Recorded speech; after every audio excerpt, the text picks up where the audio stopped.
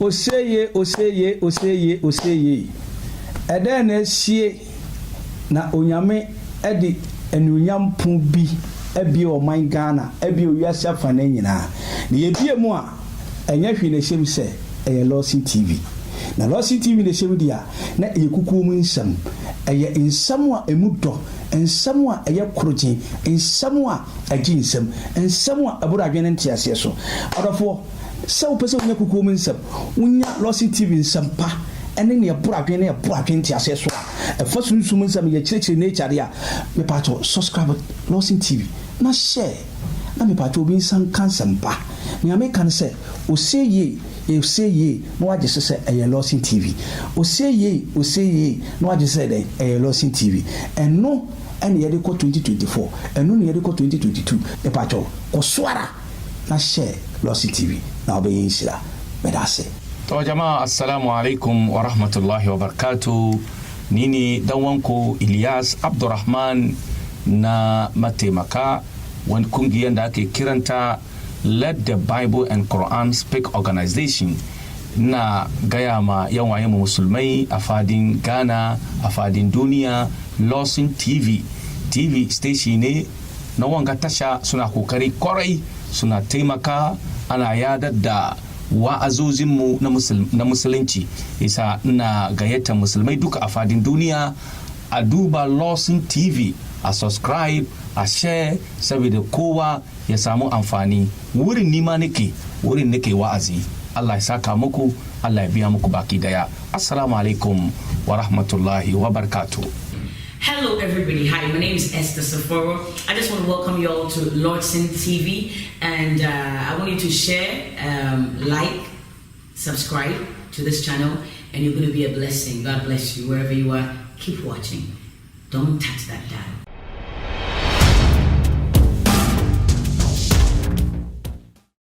Ewiase ade ya pa ne se uti wiase na ohonam nye na honam so yensere emfa ntukwan yensere emfa nko aye na opese oma honam kasa pa ade a ene na ukwati abijas ene na wokwaku me se frɛ abijas eba ema ntade ema change ema duku ema bet ema somade eye toma ema shoes eye rings a na fa bibia fa make so bia de ene na fa wo hawo na odadwene ekodan abijas ensan yo se wo spray papa enkun papa semana papa fa o hawo no pakodan abijas na eba social media handles nso a Facebook Abijas Beauty Empire, Instagram Abijas_Beauty Empire.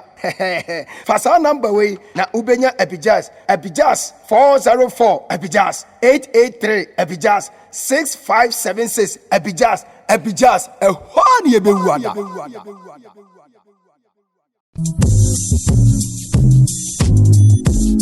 Mama Wakwa Baba Waha Construction Company Limited. You use modern cost-effective building technologies to build state-of-the-art facilities. And yes, also provide separate ancillary services such as architectural drawings, landscaping, renovation, electrical installations, and repairs. House management, plumbing, carpentry, masonry works, and more come. Ebusia for Wawa Quintum, Mwana Wapida was done. I want to Kodanda. Makamfu Waha Construction Company Limited. It's a month. The Denbiara PDC Biara saw you school done, chapel done, restaurant. From a Waha Construction Company Limited. Nantumada, Ubesin Kamadamo, Sapeda Washadamo, Oboshadamo, Capimabra, Ebaba, Apache Wodan. So we're going to Nasa PDC Wooden was Central Region, Ashanti Region, Western Region, Greater Accra, Ghana Babyara. Moyaring it about contact to one. Kululu Biani, Waha Construction Company Limited, Woko Yarati. What Denbiara PDC Biara on your problem? Na ya repairs is so. Yana able staffs and Woho 24/7. Time being here when Biara. Afropona, I bet you do. Waha Construction Company Limited, Cape Coast, Kakumdo, Abrajukwa Road, Denodo, Waben Kakum, MA Basic School, Abrosano Biana, Wawa First Floor, a bit my phone 055-026-8598. Email wahaconstructionlimited@gmail.com. Social media handles Instagram, Twitter, and LinkedIn on Waha Construction Limited, and Waha Ghana on Facebook. Visit one website www.wahaconstruction.com. Waha Construction, no job too big, no job too small.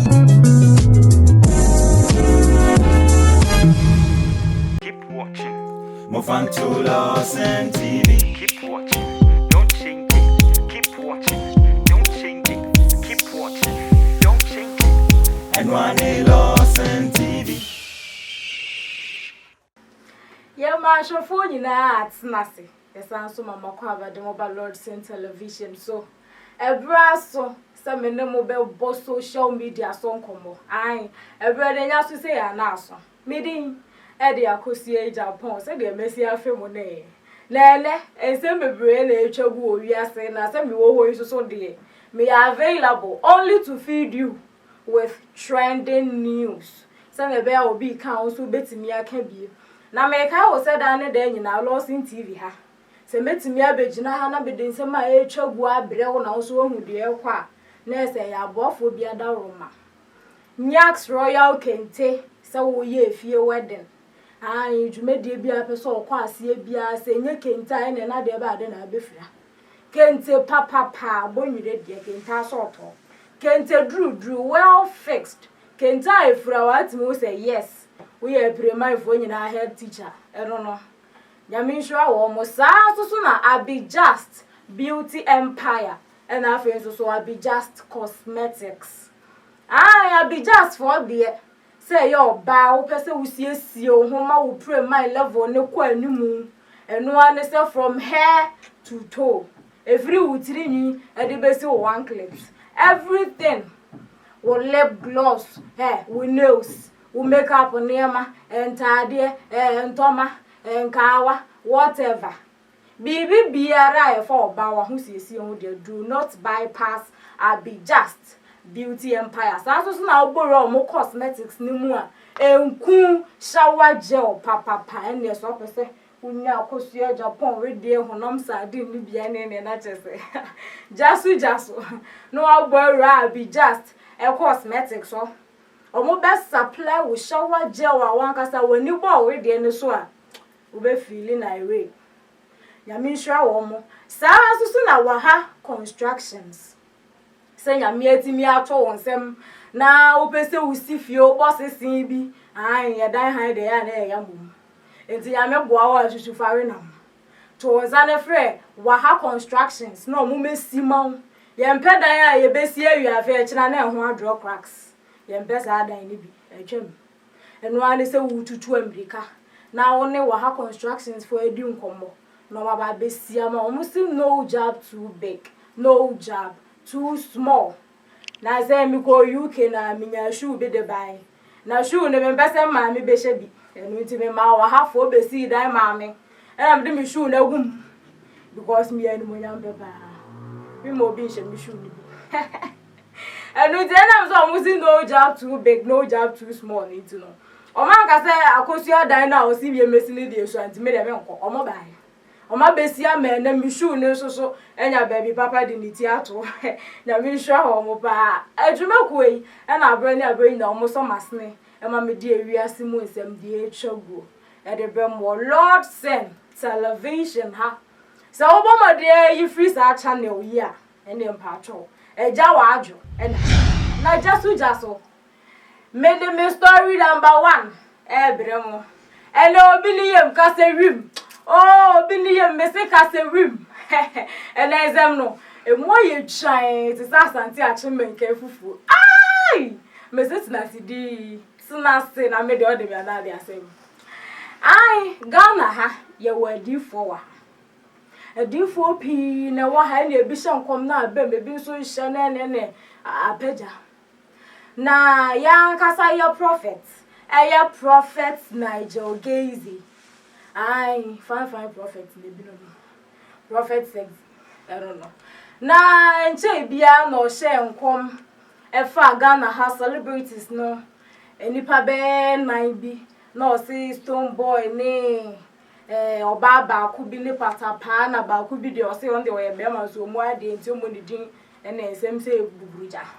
e na o kan sem bi fa o mu se ase bibi be to o mu ne ade na minim se ye coincident o se ye de adio e na patapa so me tete e za ko se Japan de ma so wa wiase nyam na ma so wa asem ne metia e ye me mia na mate ne first minya tepe aha na ese mo so no disappointment enu nti no me no onframem me sha dan confirm mi mom ba se mi hia me hwehwe asa patapa nya accident bi ni ade enu ntimi nim say ne prophecy ni na show say na SMP na okaye e na asori dem wo ene no odi akoni aba ma ne mati so na asori meyi ma fans osoni odini e ya sem keto akwa enu ti say dey ahe no ye ntu fa na ye nko na ye go show video ne brasisi a men some common my god make your promise make some common my god me musicians for some no mo said them bi ba ko de omu ade ntimi mbo ni din yes am come no nya me ho e nya kwa America me patapa me stone boy na me san wo ba ko no mbo ade ntimi mbo ni din o je na me ka no kwasem na me san wo oba ba ko me ho afia na ba ko de o be ma bo mbo ade ntimi mbo ni din okay me ho sa afia pie stone boy pie patapa pie patapa ma se accident amano Jesus tie me omo de na san kwaduro so akwacheche no tie me ni nyina no enye djuma aba obenya but tie me there is one Ghanaian artist owo nam ne ho bombo ade ntimi mbo ne din tie me yes sen kom no mo di atem omo ko so di atem oracle my god saga te oya bema me hu se patapa stone boy ene sa bema ne oba ba ko ye ko said them my god oba ni pie patapa pie stone boy pie but no na ye din so be pie enti o omo ye turo e ko ye pasade owu ye no ne ko an wa wu ko kwasem sa brancie no mon kancha ne se onfa odifo bi asa ne nkom dada onfa ndi agro tie me mon kancha o mo se ye omo dan ne endae ene we difo o man mu se bibi be si a awrade yi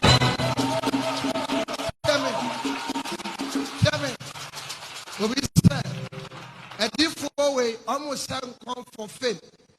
I'm on TV 247. Fame baby and I'm on radio every week. Yes, sir. Over the past 12 years. My God. What fame again that one? Yes, sir. I'm almost come because of Sika. Sika said now what makes me so I can show video. In fact, so you do for next in your prophecy be true.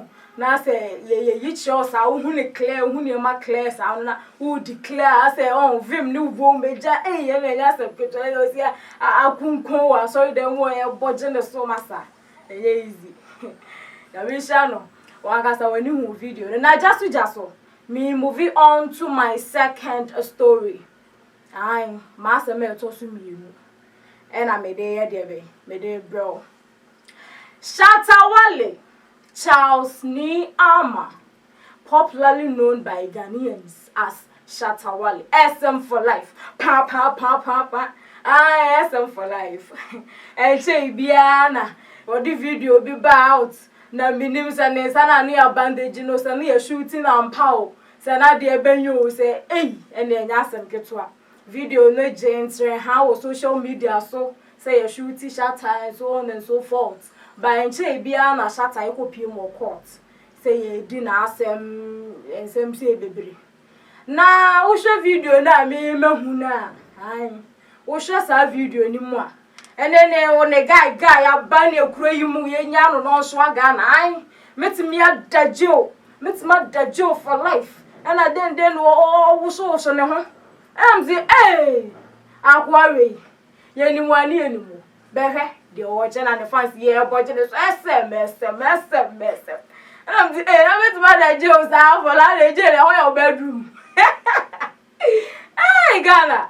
Said do see a warrior guy or Jin the whole mena and then go for good nature and then the whole body. I went to my jail for life. In the nature and you're going to go in the video and I said do see a watch ready me akura me simple af SF obe kuya you watch your mercy here. I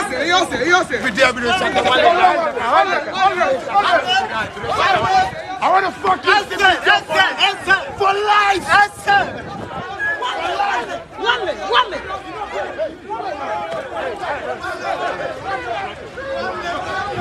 Just send this to them. Tell them I want to sleep in jail for this.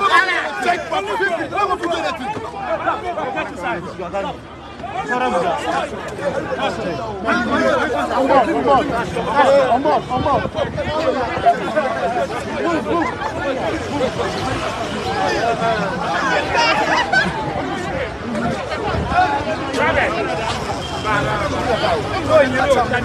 Well, if you make it, you can't keep it.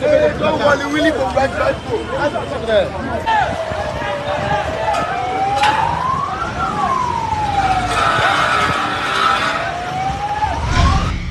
SM fans, I don't know. It just cheer to her now. Wow, she said, "Oh, my goodness, yes, no, I say, hey, Gary, the guy, they were dearly, they were more jelly. Where they're going to be, Gaga, no more jelly. This is Janice. I noticed that and I'm moving straight to my third video. But the story number 3 at Wasso. Countryman Zongo. Fire for fire. Ojo. Hey, Ghana, they will nipa o go for her. The bia so yet asem foforo. Ensem no e wo man nim na akasa no. Enso chan o man no. Ensem na akasa e wo Ghana man nim no. Enso chan o man na egu na be dey yakom. Countryman Zongo. Na me kai wo say nye loss enso na ade beto a wo ntin wo ba bia da he. Just akohie Japan de brem.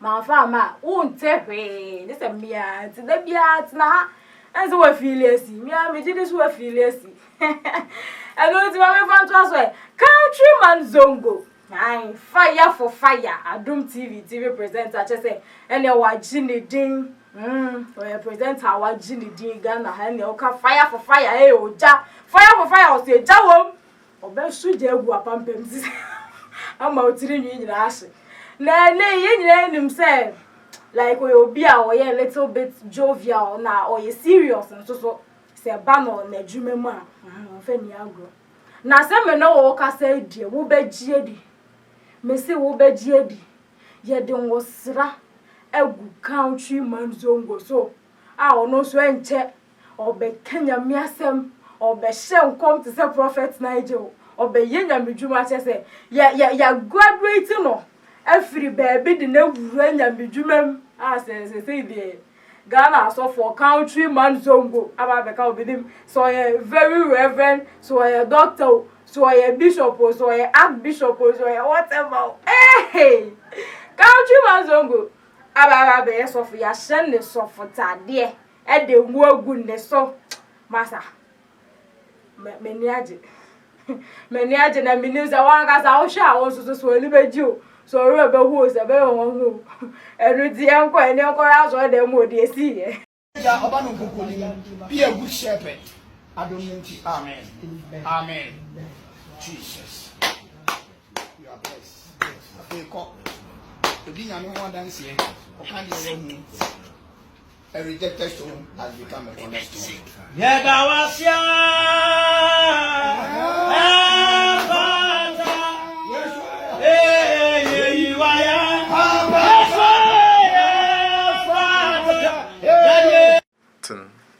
And it is a one cassa who they see was sorry the one, but many in fact, Yamia work about. Aye, Yamia accepting the application letter or the stamp was so.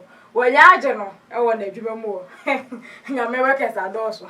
Yamisha the password did Yamijuma to mine, Yamishano. And just made them my last story, I mean my final video. To also. Every day! Me come back on come. Every me tell me we for na tweme. Na me say me tell me we sa na me kai awrade mienu me ka ne mienu mo na ma ho. Eno ti me gidi say sa me adwin bia ba tiri. Eno so fi say hwan hwan asem na me beka. Sa me obi ti fi o say e akosu e Japan de ti. E ge me pa me no. Wa ga sa guess entiemu no. Awrade. Eno ti e koma hwan. Evangelist Akwasinya Akon Ghana how ye nyum tuni ene nyom no dia heti abesi ne nyina e da so di asa bompayo no o se ya de be ye bompaye na bibi nsikwa ai on na de sa anyom no e bai o ye bompaye hit maker on the hitters I don't know. Aye. Eluti evangelist akwesinya akoye nyina enim so ogina nyame name aside say oto gospel songs no. Osan so ye evangelist. A che say o Kenya mesem so the metro no Kenya me nyame adwen like ogina nyame name kama. Na enei ne yiri aba bonten e de nsem bia ba betu dwa na social media so trendy say ya ne yiri ai na kwesinya akwa ye message ana say ni say wo hye me bo wani so oh ya asem o nsem sisi na enye loss so a wonte ne baabia this me anam debere nsem sisi in fact utie na yire no ensem na ya aweho kakra me touching me heart breaking nsem na wo kan no ya aweho in fact ko pm e wo obradwumadie so a ma me efi ene di ho chia me ai Insura FM adom honom no kokko pie na ode na no disem ode na we hosem a o fam dia akwesinya akon de ne fam eye bompayo dia bompayo de ne fam no we hosem elo ti we da mint me nka pie me nyina ne se obedi machi nese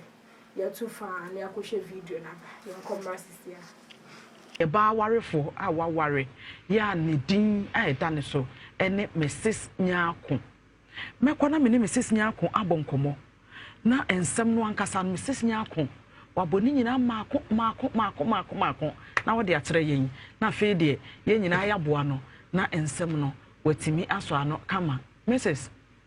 Mahai ya no kasa den kakra ma me na me akra me nto nka me fa cho me no ma ana nsem ninti waboto o mbacho me moto kwa ni abrepa woni ayekoko adan wasu ana mbacho me ni abrepa ya sam ana me ku di ato me so nti me ni abrepa woni abre mbacho woni ayekoko wunzu yi mbacho me nsu yi nti nsem na ho ya nko ana nsem ya wa echa me minim echa me nsu no mu nyina na woni ayekoko sa no mbacho ana au kafra Wadawro mama mintie we de ne etie fo nyina ye ntie wu me ye Mrs. Nyako me kunu ne evangelist Akwesi Nyako why but evangelist Akwesi Nyako no obonwum musician obonwumi mbacho enti ne nwom no popular one pa ne de wo he bi bompaye o mbacho wa wutie me bompaye o sa me ya de o nya obi obetre ni me a betima ya de on asa wo de wo ware musician no guso ware ne uni sa iye ni bi e de se technical ear and they say wanya technical ear ni bi oh nyame adum nti utie me kakra no ha metima bomoden bacho be ya de na bomoden no ene mesro e ya fa me ma no no tete me why on tete me na ntimi nyina me na so wo nyame dwum tu onim na e de na esie me pacho 16th June 2018 na evangelist Akwesi Nyako obeware me wabusuafo ho e wo fa he mbacho ware me Suntreso Pentecost mbacho okay mbacho ya ware ye no na medjuma me ye ni ade nyina me yoba wa afu nti no ka che me se obeje store ni ade ama ye mu adwuma nti me hye nanim a na ema nyinsen ba mu ema me wurie nti me wurie ye no na still I was say enkoye na nkode ma me but ontumi nye den enya ma minim se me kunu no ahokyere bi na eden e wo ho ntini me ye say ene madwuma na me ye no nka mesan akọ na makọ akọ na de adwuma na wo ye but na me ye adwuma filling station supermarket show oh okay na the reason wo bisa no bra niema wo ka sa wo be ya ma obi a sika wo de be mu wadi dwa na shop obeje ama wo ntimi nye no wotimi bisa no se mira Pentecost for man so de ya tetemo ya to ye bo ase atetemo ti wo hia Pentecost nua ba ya no wo ka mira no kwasem wo be da na friend mira mbacho mira sweetheart oh darling my sweetheart no so ajeso wow na kono nti wo bisa no se mira wa da romo wo se me bo na mahwe ni mo emae na die na esi kwan wo bisa no me ba cho me busa ne bebre e no se bisa na no aka chem so de ka bi enti e ka no na ama ne nsensem bi ntu de menhwe nanim mentwen no sa no de sa me hwa yo san ko program ko akohyem be 1 month 1 week no maaye akoma bo ema akra no kra onhwe no enti nansen e no ka chem se see a diner a woman or quack cotton into a cotton, you know, a dime by in waton, but in the fee. What if you are no see evangelist Christina Quincy?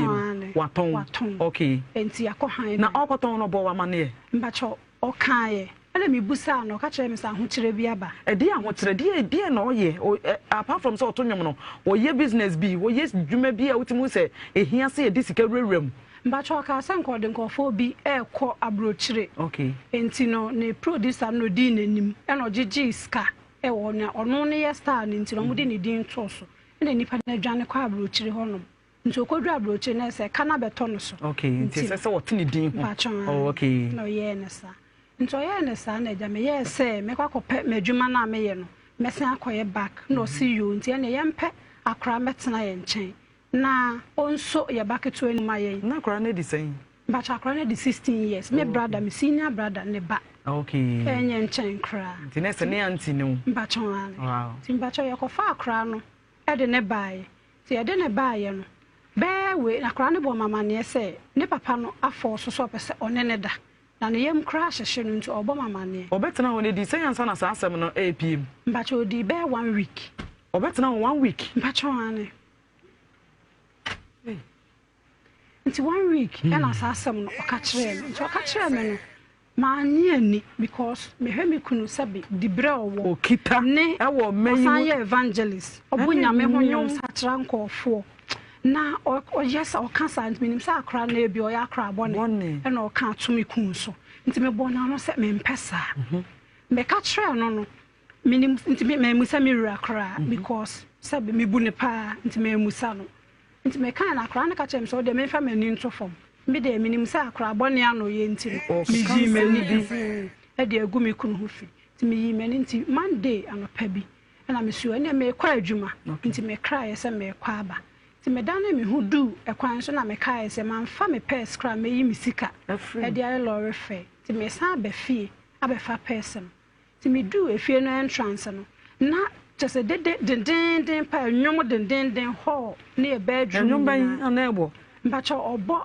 ono anu nyom ne nyom ya wabobbo ye bi ah bompa ye nyama be sesan na wo so de do nyom ne den afa hall nom wa bie honom tv abie ye bedroom so nti me de na me pentem nti no me de ahwe baabi akra me de me kwa me bowura ye bedroom pe me dru honom a wabo naked a wasu akra ni ma just we piano crowd na to ye bed a ye da so eso o me se onene da nti me yemu sheme na me tiam na me ka se odo ti de awo ye ni na me pato na akra no so abo naked na mbacha akra no de ono no hye nika keto abi ne top a osan hye pajamas bi gu so but na nsa me hu se me wura nsa hye akra no no fo ana nsa ba ko san hye akra no nika no o bi ha no ni say force enti me yemu sheme ato anam de me kam se me wura nti de awo ye ni ana oja akra ni mu ana ba me so se wa be hu asem we die o men so ha o de me din o be se me din nti no me yi wa firi ho nti honom na o trate no kan ho mpacho ane hono kan na minim se wa kan sa keke na obemia me kon na oso me minim mia me kon pa o mia me kon den na me je me ho kra anyi nti akra na kra eboa me no keka mu se obi kumia nti no obi kumia nti no ni kunu but dede na wo ni nti obi anti yes eti abrosan so yenye wo soro nti obi anti na me nya me ho je nti nka me dwane me du ho no ode ne hu naked no eda so di machi a se na nani abre na oba no nti me chef na praye eda ho na me di twa no nti me di praye twa no still no da so di machi a ko se me do steps so na me de me san steps na fedie ode nani team no ka kire me se wo meji wa firi ho nti mama ka kire me se nesa ye mpre no no mba cha ebroso but me man fa na sem o ye bia minim sa agro by way o ye example na no mia me kon ne de me jeton mo se o mia wotai o mia me asa na me dwodwo akofom sei na me hu nti me wo so me ho kakra sei na metu me je me ho nti me je me ho no me di America kra na me kotokoto na me ko ho still o de ne hu naked me dwagu me so e ba ye ho eno di machi ba ho no no minim de na obi de nani abre pa nti me nso nyame se enka no kure praye bi da ho na me de tete me a me nso me nya akwan esan steps na si abontin nti me si abontin we na minim se no na wasan be ka so se wo me yi wa firi ho cause me yi wa mfiri ho no ma obesai me din enti wo de some baba montene so enti me gina ho na me ho wo so me hu de amenye ti me ye ma dwene se de ekoso bebrebe nya nka me mo mabusuafo amane because me kunu de ka me ntumi sam ko de abusuansam saa da bia complaints ano a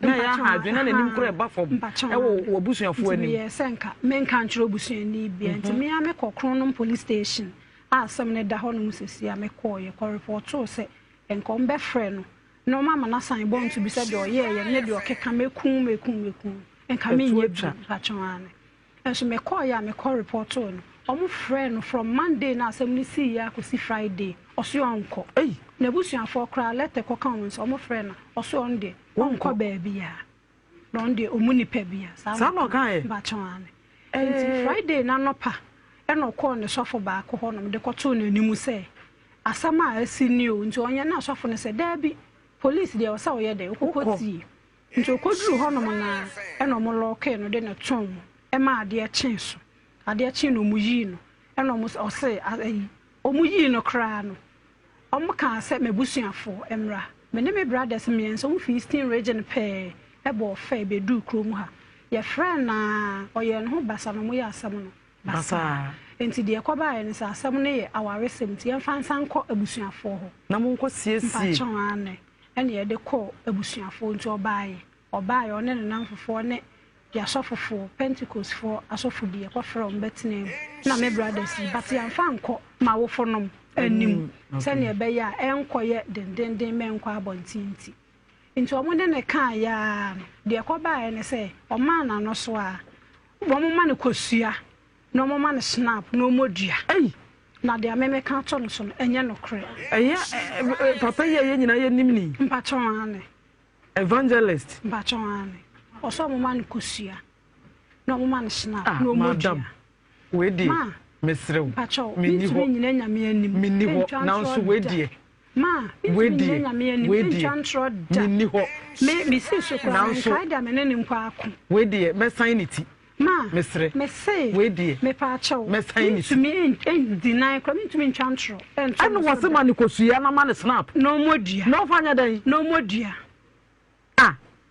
ahwan asama Bacho evangelist akwesi nyako a obo mpaya asam na me mpaya o bacho me nwom ba ko afie bia me free mo nsa me de emu amane sesa abrabo yi mu ni oma ba ni nyina ntima oka asa fa so wo mam na nsam ko asem wo je nsem sisi wo kure yi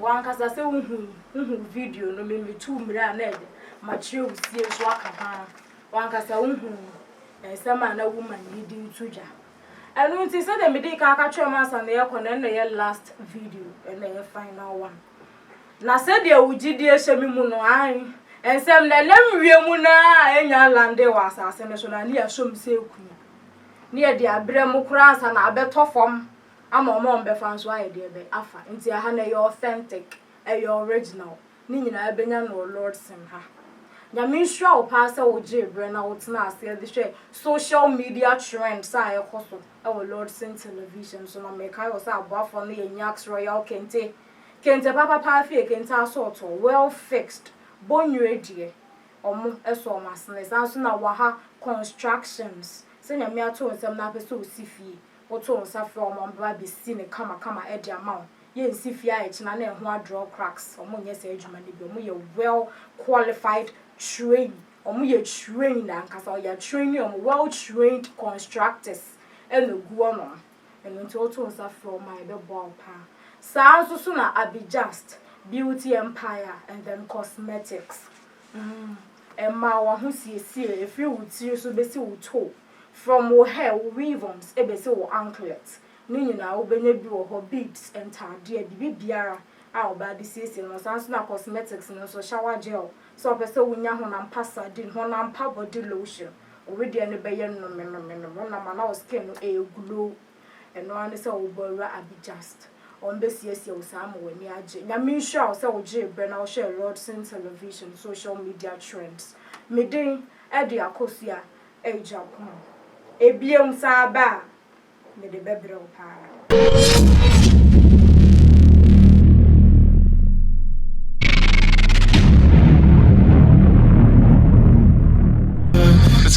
caught in the crossfire.